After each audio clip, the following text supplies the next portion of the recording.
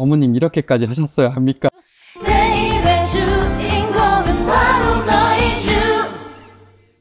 자, 그래서 특목자 사고 전형 방법에 대해서 지금 외대, 상상고, 뭐 북일고, 경기고, 동탄, 국제고 이렇게 정리를 하셨는데 요 내용들만 따로 정리하신 이유가 있으십니까? 일단은 지금 뭐였지? 그 외대보고 이제 상상고 이쪽은 이제 많이 다른 이유는 지금 의대 이제 관련된 확대 이야기들이 이제 나오다 보니까 네. 사실은 어머님들이 이제 그런 부분들에 이제 관심을 많이 가질 건데 일단 저기 뭐였지? 주요대 의대 쪽으로 이제 많이 관심을 갖는 학교가 이제 외대부고 그런 고민들 많이 하시고요. 그 다음에 이제 조금 더 전국으로 넓혀서 이제 의대를 고민하시는 분들이 이제 상상고 이런 학교들을 굉장히 많이 고민하다 보니까 이런 이야기들을 하게 됐고요. 요번에 이제 그 지역 의대, 지역 이제 확대하면서 사실은 지금 보여지는 생각은 보통 지역 인재 중심으로 이제 가다 보면 사실 맨 마지막에 발목 잡는 건 수능이지 않습니까? 이게 수능을 잘 넘길 수 있느냐 없느냐가 사실 관건이다 보니까 지금 상상고나 이런 학교들, 그래서 의대를 기존에 많이 보냈던 학교들이 선발 인원 그러니까 대입 실적이 훨씬 더 많이 늘어날 거고, 그 다음에 지역에 이제 어떻게 보면 명문고들이 이제 생길 것 같아요. 이제 지역에서 지역 인재로 의대들을 많이 보내는 학교, 이런 학교들이 이제 생길 것 같고, 사실 그런 이제 학교들을 준비하려고 하다 보면 이제 어머님이 그래서 우리 애는 어떤 것들을 챙겨가야 되는 부분들, 이런 고민들이 굉장히 많을 것 같은데 그 부분들은 이주에서 충분히 대안을 마련해 주시지 않을까라는 생각을 해보고요. 그 다음에 정리해 보겠습니다. 그 다음에 이제 뭐 경기외고, 이제 수원외고 이런 학교들을 이제 말씀을 드렸던 건 이제 외고도 하나의 이제 방법, 대안이 이제 될 거라는 관심들이 이제 늘어날 건데, 지금 경기외고 같은 스타일이 이제 개별 형태의 질문들, 자소서랑 학생 중심의 이런 형태로 가는 학교고, 그 다음에 수원외고는 이제 공통적으로 항상 공통질문들을 많이 써왔던 학교고, 그래서 그런 두 학교의 이제 면접에 대한 차이, 이런 이야기들을 한번 해보려고 했습니다. 정말 애들 수능이 발목을 잡는다, 또는 수능만 잘 보면 괜찮다, 요런 걸 없애려고 지금 대학교에서 수능 최저 완화에 대한 얘기가 계속 솔솔 나오고 있고, 그리고 오늘 나왔던 기사 중에는 강원 지역 학생들은 30%, 뭐 다른 데가 60%니까 강원도는 그래도 30%, 40%는 해라. 근데 강원대학교 갈 땐 60%를 했고, 나머지 학교들이 피율이 뭐 20, 30 막 이렇게 왔다 갔다 하거든요. 왜 그러냐 했더니 우리 지역은 최저를 못 맞추기 때문에 최저만 맞추면 붙는 경우가 생길까봐 이렇게 잘 못하고 있다 라고 할 정도로 수능이 그렇게나 중요합니다. 그래서 고등학교 입학 전에 진짜 영어 1등급 만들고 가는 거는 꼭 기억하셔야 될 것 같고, 영어 1등급은 아발론이 전국 최강으로 만들어주고 있으니까 지역에 검색하시면 됩니다. 근데 아발론 하면 내 주위 검색으로 딱 나오니까 등록하시면서 문의하시면 됩니다. 혹시 박지훈 소장님께서 여기는 설명을 안 하십니까? 그럼 이제 박지훈 소장님께서 제주도도 가시고 북한도 가시고, 그럼 이 학교들을 합격하는데 가장 중요한 것들이 일단 자료는 3개가 있잖아요. 학생부랑 자기소개서랑 면접이 있는데 요것의 중요도에 대해서 좀 설명을 해주시면 좋을 것 같아요.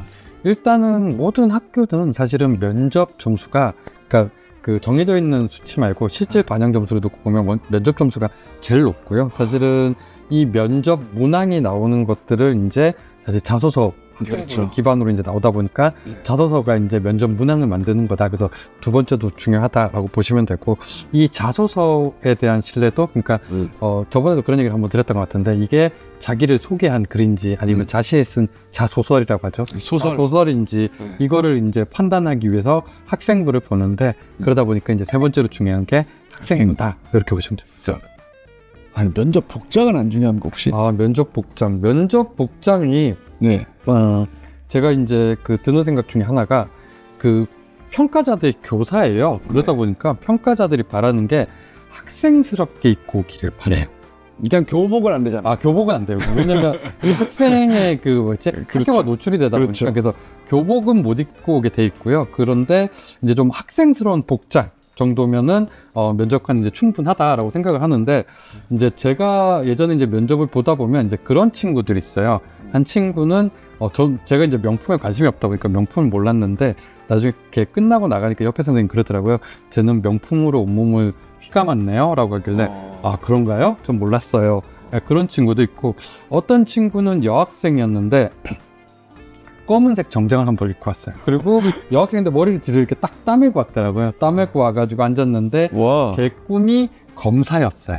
그래서 제가 이제 면접을 진행하면서 이제 얘기를 듣다 보니까 이제 꿈이 검사고 막 그런 얘기를 하는데 제가 이제 살짝 그때 드는 생각은 어머님 이렇게까지 하셨어야 합니까? 학생스러운 복장 정도면 충분하다라고 말씀을 드릴 수 있을 것 같고요. 그래서 제가 이제 아이들 이제 면접 준비 시킬 때 이제 하는 이야기가 바지는 뭐였지? 뭐 청바지를 입고 가도 되고 면바지 같은 거 입고 가도 되고 그 다음에 신발은 운동화 신어도 되고 뭐 구두 신어도 되고 대신에 저건 있어요. 운동화를 신을 때 이제 면접 보다 보면 운동화인데 너무 지저분하게 온 친구가 있어요. 그래서 좀 빨아서 신고 왔으면 좋겠다 이런 생각이 들었거든요. 그래서 좀 깨끗하게만 해서 입고 가면 뭐 그 정도면 상관없을 것 같고 그 다음에 위에 같은 경우는 그러니까 막 모자 달린 거 이런 것만 아니라면 사실은 모자 달린 건 좀 이상한가요?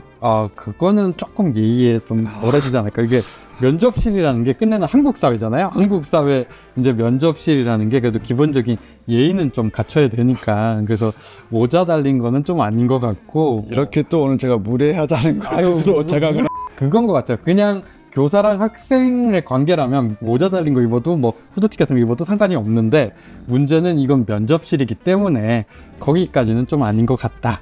그럼 혹시 면접 끝나고 선생님끼리 쟤는 이렇게 후드티를 입고 왔어 뭐 이런 말씀도 나누시나요? 일단은 후드티를 입고는 없었어요. 없어요? 후드티라는 게 지금 뒤에 모자 달린 거 모자 달린 걸 입고는 없었어요. 저 같은 애가 안 갔군요. 그런 애는 없었었고 그리고 또 그 뭐였지? 이제 제가 얘들 면접이 지금 12월 달에 진행이 되잖아요. 그러다 보니까 그 교실, 면접실은 따뜻해요. 실내를 이제 대표놓으니까. 근데 얘들이 이제 복도에서 잠깐 대기를 하거든요. 근데 복도는 되게 추워요. 복도가 뭐 이렇게 열이 들어오진 않으니까 일반적으로. 라디에이터 없나요? 있는 것 같긴 한데 교실만큼 그렇게 따뜻하지 않았던 것 같아요. 그래서 그러다 보니 아이들이 이제 외투를 이제 입고 갔다가 복도에서 이제 외투를 벗고 안에 이제 면접실 들어오는 경우들이 있는데 예전에 그런 친구가 있었어요. 이제 너무 떨리다 보니까 얘가 이제 너무 긴장을 해서 그 외투를 깜빡하고 입고 들어온 거예요. 거기다가 이제 또 안에는 덥고 그러다 보니 애가 이제 되게 더워하는 이제 그런 경우들도 한번 있었던 것 같고 근데 일단은 복장은 평가자들의 생각은 그냥 학생스럽게 대신에 좀 깔끔하게 그 정도로 생각하는 것 같고 제가 아이들이 이제 입시 준비하면서 든 생각은 옷은 그래도 좀 챙겨 입는데 애들이 머리를 너무 안 자르려고 하긴 해요. 좀 귀찮죠. 특히 남자애들은 자르고 오라고 시켜도 많이 안 자르려고 하더라고요. 저희도 이제 그맘때 이제 머리를 좀 기르고 싶어 했었던 그런 심리가 있긴 한데 일단 이게 가르치는 입장은 아이가 좀 깔끔한 게 좋잖아요. 그러다 보니까 남학생들 머리를 조금 짧게 치는 게 훨씬 더 깔끔해 보인다. 그래서 면접 때는 그러는 게 낫지 않을까라는 생각이 들고 네, 좋습니다. 근데 자꾸 일단 불필요한 질문인데 약간 그런 친구 있잖아요. 그 시골인데 예를 들면 외대 보고 계실 때 전사 보니까 전국에서 올 거 아닙니까? 시골인데 뭔가 한껏 꾸민 듯 보이지만 약간 수수해요, 애가. 그래서 이 친구 참 뭔가 순수하고 약간 정감이 있다는 느낌이 드는 그런 친구들 있잖아요. 열심히 했는데 예를 들면 이런 거 있지 않습니까? 막 카라 있는 와이셔츠에 그 조끼까지 딱 입은 그 약간 고지식하고 시골에서 엄마가 야 가니까 챙겨 입어라 이런 느낌 드는 애 있잖아요. 그럼 약간 그 개인적으로 점수를 더 주게 되고 이런 거 있습니까? 아니요, 없습니다. 복장보다는 애들 말에서 그러니까 그럼 좀 호감이 좀 더 가요. 그거는 가요. 그러니까 예전에 이제 그 거제도 여학생이 있었는데 거제도? 네.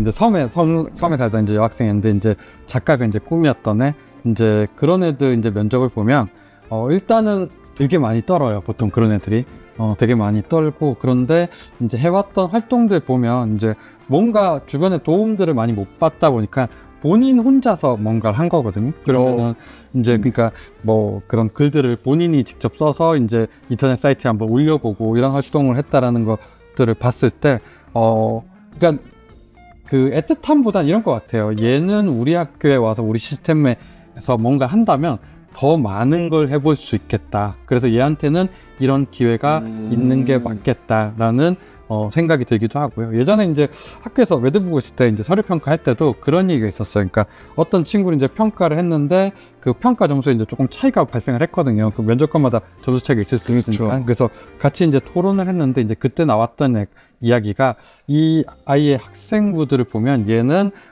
그 교육 특구나 특정 지역의 아이가 아니라 사실은 어떻게 보면 조금 외진 지역에서 생활하는 아이인 것 같은데 정보 격차가 좀 있는. 그렇죠. 그런데 그러함에도 이렇게 활동했던 것들을 보면 활동의 그 양만 놓고 본다면 도시 아이들보다 조금 낮을 수 있지만 이런 지역에서 이 정도 한 거라면 우리가 그 노력은 충분히 평가해 줘야 되지 않느냐라고 해서 그래서 점수를 조정한 적이 있거든요. 그러다 보니까 교사들 입장에서는 그렇게 조금 외진 지역에서 그러니까 복장이나 이런 거보다는 걔가 해왔던 활동 이런 것들에 훨씬 더 점수를 많이 준다. 저는 이제 뭐 생각해보면 전략적으로 자 그렇다면 너는 복장까지 한번 사실 복장은 큰 의미 없다. 제 네, 개인적인 알겠습니다. 생각인데 좀 깔끔하게만 입고 가자. 네.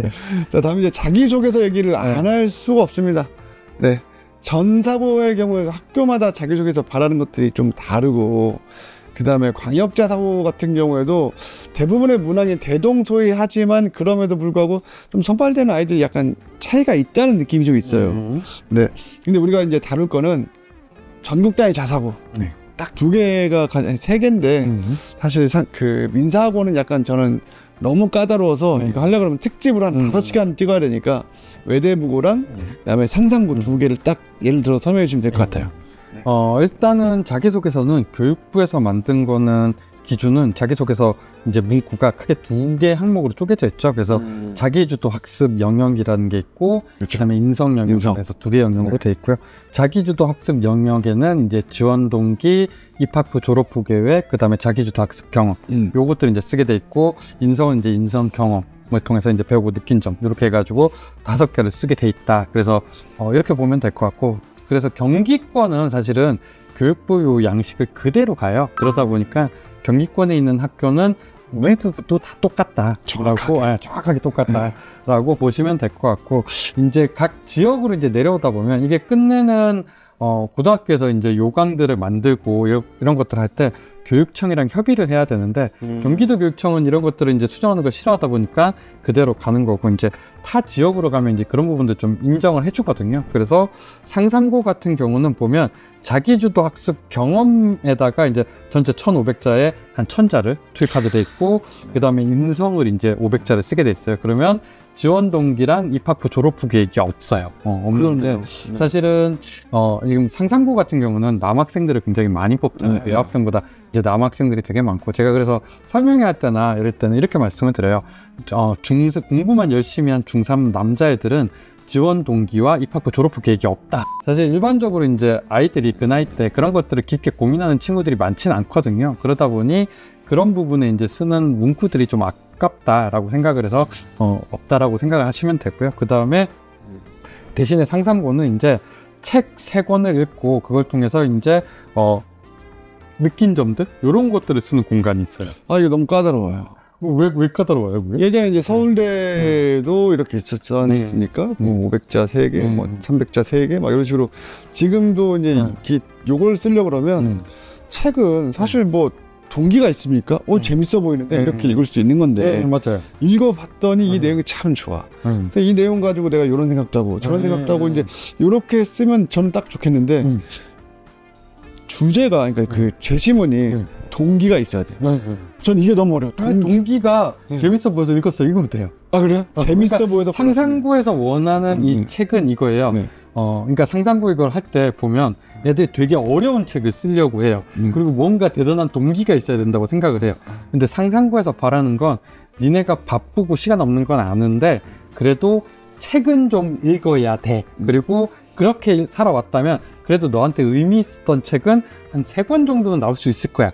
그 책을 써줘 인 거다 보니까 어려운 책을 쓸 필요도 없고 그 동기가 대단할 필요도 없어요. 예전에 이제 제가 상상고 이제 아는 선생님들이랑 이제 통화를 했는데 그분이 그 얘기를 하더라고요. 자기가 이제 그 독서 면접을 이제 들어갔는데 아이들이 이제 거기에 자소서에 되게 어려운 책을 많이 써와요. 보통 이제 이게 추천되는 도서들 보면 뭐 서울대 추천 백선 그쵸. 뭐 이런 거. 서울대 추천 백선 뭐 의대 이렇게 가면 이기적 유전자 꼭 들어가 있고 뭐 근데 사실은 그래서 이제 어머님들이 뭐 이기적 유전자 과학혁명의 구조 뭐 엔트로피 이런 책들을 막 애들이 읽어야 된다라고 착각을 하시는데 그런 책을 사실은 읽기 바라는 게 아니고요. 그리고 사실 이제 그 평가자 입장에서 상대방 선생님이 그렇게 표현하더라고요. 그런 책을 읽고 오면 그거를 한번 뚫어보고 싶다는 욕구가 생기신대요. 얘가 정말 이 책을 제대로 읽은 게 맞느냐. 그 책을 제대로 읽기라는 게 중3 수준에서는 정말 만만한 수준이에요. 거의 전 그 책을 읽었던 애들과 대화를 해보면 사실은 발췌독. 네, 맞아요. 대부분. 그리고 서머라이저 된 거 이렇게 딱 읽어가지고 그 내용 가지고 얘기를 해서 물어보면 이게 저도 얇은데 얘는 더 얇아. 네. 그 사실 그 책은 제가 이제 그런 책들은 보면 저도 이제 읽고 끝난 게 아니라 나중에 다른 걸 하다 보면 그 책의 다른 영역이랑 막 엮이면서 그래서 그 책이 그래서 의미가 있는 거구나라는 생각들이 들어서 이게 한 번에 끝나는 게 아니라 시간이 지나면서 의미가 발생하는 책이거든요. 그렇죠. 근데 사실은 중학생이 그러기는 굉장히 어려워요. 그리고 그러다 보니 그런 어려운 책을 쓰라는 게 아니고 정말 본인한테 의미 있었던 책 그런 것들을 쓰고 그거에 대한 이야기들 그게 소설이어도 상관없고요. 뭐 굉장히 얇은 책이어도 상관없어요. 따끈따끈 베이커리 전집 이런 거 괜찮습니까? 만화책이요? 네. 만화책으로 의미를 만들 수 있다면 그것도 뭐 나쁘지 않겠다라는 생각이 들기는 해요. 미스터 초밥왕. 미스터 초밥왕은 좀 개인적인 의견이 미스터 초밥왕으로 내가 뭔가를 느끼기가 어렵지 않을까. 그러니까 거기 이제 만화나 그런 책에서 보면 이제 한 문구에서 감동을 받을 수 그렇죠. 근데 보통 이제 그런 문구에서 받는 감동이랑 어떤 소설책이나 그런 데서 느끼는 감동의 양은 차이가 분명히 나잖아요. 그러다 보니까 개인적인 생각은 그걸로 면접관을 충분히 이해시킬 수 있다라고 한다면 불가능하진 않다. 하지만 만만치도 않을 것 같다 라는 생각이 들기는 해요. 약간 매니악한 친구들 있거든요. 네. 그래서 뭐 몇 어떤 페이지를 이 친구가 무엇을 할 때 이걸 하기 위해서 몇 년 동안의 거대한 실험이 거쳐서 뭐 이런 이 친구한테 계란말이 과학적 원리까지 찾아가며 뭐 이런 얘기를 하면 좀 약간 수긍이 될까요? 그거를 정말 그렇게 파고들 수 있다? 네. 그렇다면은 관심이 갈 것 같긴 하네요. 그러니까 사실 이제 그렇게 뭔가 자기가 관심 있는 영역을 그렇게 깊게 파고갈 수 있는 애라면 이제 제 생각은 우리 학교에 와서도 뭔가 관심이 있다면 그걸 그렇게 파고 들어갈 수 있을 거다. 결국 포인트는 그거네요. 우리 학교에 와서 이렇게 할 거를 내가 상상하게 해줘. 그쵸. 그러니까 사실 평가자가 보고 싶은 건 딱 하나잖아요. 우리 학교에 와서 학교 생활을 잘 해나갈 수 있느냐. 그래서 수업들을 잘 따라갈 수 있고 자기주도적으로 뭔가를 해나갈 수 있고 그 다음에 친구들과 잘 지낼 수 있느냐. 이제 이걸 보려고 하는 건데 그게 우리가 생각하지 못한 영역에서 나왔다고 해서 그게 평가 대상이 아닐 수는 없죠. 그렇기 때문에 그걸 보여줄 수 있다면 어떤 것든 상관없다. 그런데 대표님이 이야기하신 그 주제는 정말 거기에 심취해서 파고들지 않으면 그걸로 뚫기는 만만치 않아 보이긴 한다라는 생각이 듭니다. 말씀드린 게 예전에 그 대학교에 쓰는데 이 친구가 자기 인생에 큰 영향을 준 것에 대한 얘기를 쓰는데 근데 그때 이제 독서 목록이 대학에 제공되던 시절에 거기 따끈따끈 베이커리 전집이라고 해서 30몇 권인가 있는데 그게 써있더라고요. 그래서 이거를 자기소개서 소재로 자기 꼭 쓰고 싶다는 거예요. 그걸 써가지고 근데 면접관이 보면서 이게 무슨 책인데 30몇 권짜리냐 제가 좋아하는 만화책인데요 해서 그 얘기를 해서 면접관이 식품영양학과였는데 너무 즐겁게 대화를 하고 끝냈던 그래서 그 만화책 얘기만 15권을 했다고 하더라고요. 그 생각이 갑자기 나서 고등학교도 마찬가지인가 싶어서 여쭤봤습니다. 그러니까 불가능하진 않지만 쉽진 않다. 쉽지 않을 거다. 정말 거기 심취해 있는 친구 아니라면 이런 생각이 듭니다.